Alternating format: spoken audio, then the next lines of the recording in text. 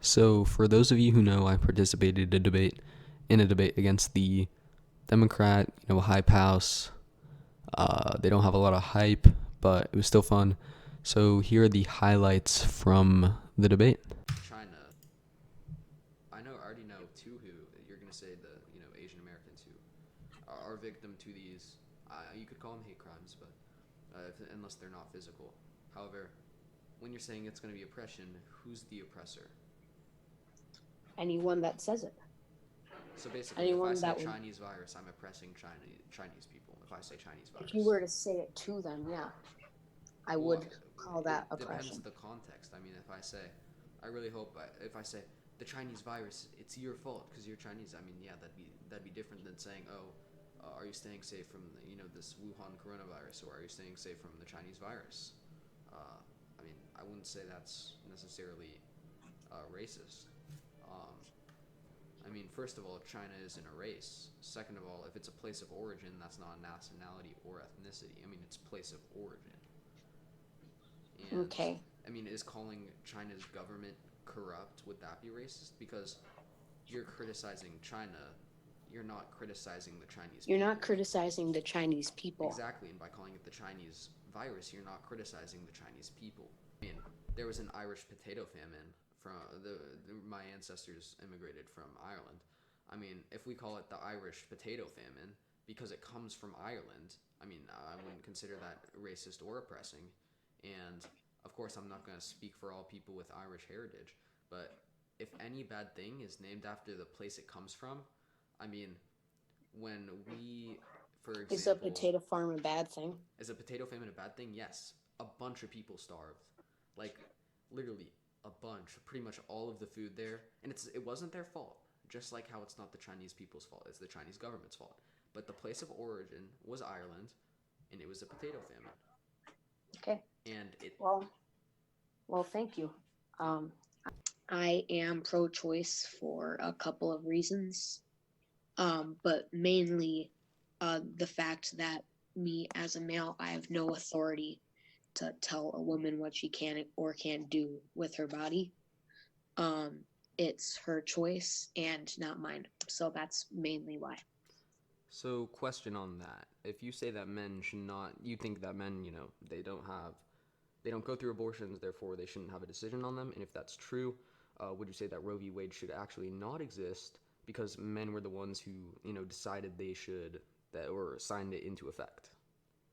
Same with Well, voting. In fact, a lot of women actually didn't want voting because it actually came with being in part of the draft, and so actually a lot of women didn't want the right to vote, and that was originally because that voting came with being drafted into war, and a lot of men actually fought for a woman's right to vote. yes. So, I do agree with that, but um, It's Roe still v. Wade is giving women the right to choose, is telling women to choose. It's not restricting them. So that's the thing about Roe v. Wade is even though there were the men that voted on that bill or that case, uh, it was still to give women the choice. So you're saying that when men agree with it, they should have a opinion on it, but when they don't agree with it, they shouldn't. Well, Because okay, well, uh, first define what socialism is. I already have my definition, and then we can talk about most socialists are like really critical of capitalism, so you can talk about the criticisms of that. And so socialism. It means a lot of different things to a lot of different people. mhm. So, uh, but I think it's like government aid and help mostly. Not state Uh, capitalism.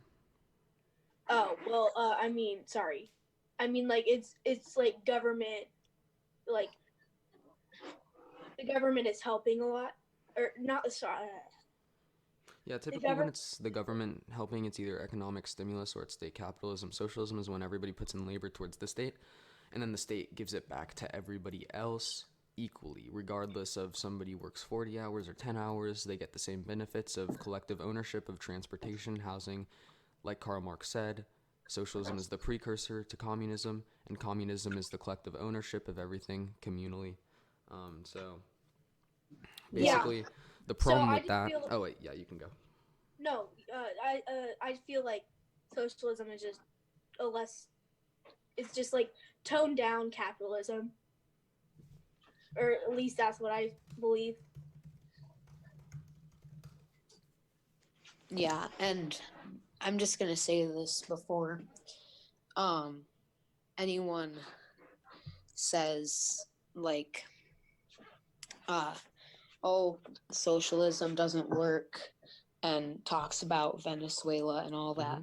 So like people that are skeptical about socialism tend to point to Venezuela as an example of how socialism hasn't worked, while people who are in favor of socialism would often point to the Nordics as evidence of its virtues. I have here from currentaffairs.org to counter the obvious success of the Nordics. Some will define them as actually capitalist. The capitalism or socialism binary gets further complicated as debaters introduce terms like welfare state capitalism, social democracy, democratic socialism, state capitalism, state socialism, and more.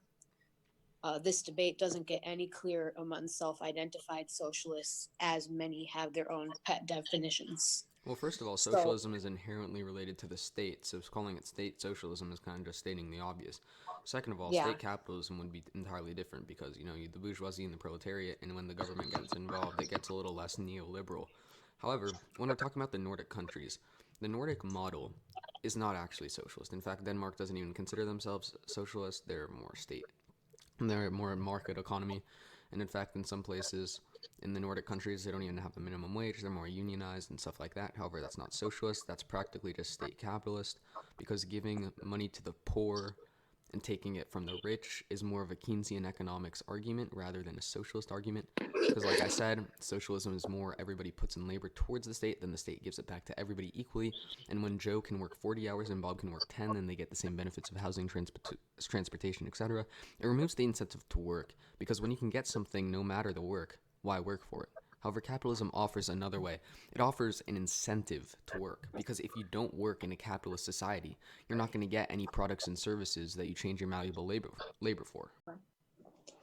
I'm actually a person of color myself, and I've read books, I've read articles, I've watched movies, and like it's all realistic. I mean, a black person should and is more scared for their safety than a white person. Not even just Well, I think that happens to do more with class rather than, if you're a poor person, rather than a rich person. What I makes think you rich think people that have he's it. a poor person because he's colored? I'm saying it's an issue of class, not an issue of race. I never said he himself was poor. I'm saying that it's an issue of class instead of race. In fact, African Americans, $10,000 is or the average income per year is $10,000 for African Americans, $100,000 for Caucasians. So statistically, it'd be more likely for people of color, not Asians. They actually make more than white people if we're looking at simple wages per year, but to make less than somebody who would be Caucasian. But I'm saying it's more of an issue of class rather than race. And this is simply because when you're rich, would you guys say that rich people have it better? Yeah, for sure. Yeah. Obviously. So we're agreeing that it's an issue more of class rather than race. But race and class happen to be mixed in certain situations. If you say you're at a random stop and an African man and a white man are just walking, and you can't even tell what class they are. They are just walking there. Well, you can tell by the car. If somebody's driving a Bugatti and then someone's driving a 2006 Nissan, walking in the streets. Walking in the streets, the African man has to worry more than the white man because the cop already has eyes on him. You can just go out. Okay, pause. This guy right here played with his hair literally more times than Hillary Clinton has accepted money for favors by other people, okay? Like, it was getting a little annoying, but that's okay.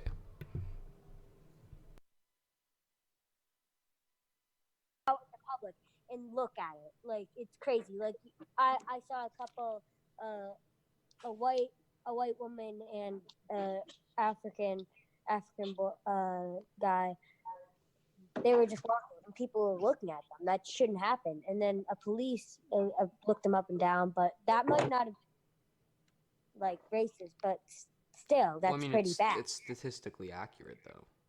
I mean, if somebody, to me, at least to me, it's not okay to generalize people based on their race.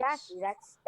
That shouldn't happen. That But that's shouldn't how it not an inherent privilege, because like systemic institutional, that have to say that the entire institution, the entire system. But when you're looking at instances of 10 to 15 to 20 cops doing bad things, that wouldn't be an example of an American wide privilege. Now, in certain instances, do white people have it better than African Americans? Sure. But when it comes to things like affirmative action, African Americans have it better than white people and Asians. So when we're just saying that they have an inherent privilege which would last the I mean- entire time going across America, but then you're just using examples of a couple white cops that, 20 in Like- total, that wouldn't be an example of white privilege. That'd be an example of some racist people in power that we need to get out of power, but that doesn't mean an inherent white privilege. See, yeah, you're talking about class and everything. Mhm. So if you take a scenario, you're at a gas station. Mhm. There's a white man in a business suit carrying a briefcase, looking all fancy, and there's a police there, and there's also a black man with Mhm. maybe a chain around his neck. You know, I mean, Mhm. obviously he's not gonna be looking at the rich white guy. You know, you can talk about class because yeah, you could talk about class, but overall, I mean, people Well, overall, focus like on I race. said, you can't say that there's an inherent white privilege when you're taking examples from, let's just say, 50 cops out of what, 100,000 to 600,000. You can't say that there's an inherent white privilege just because some cops did some bad things.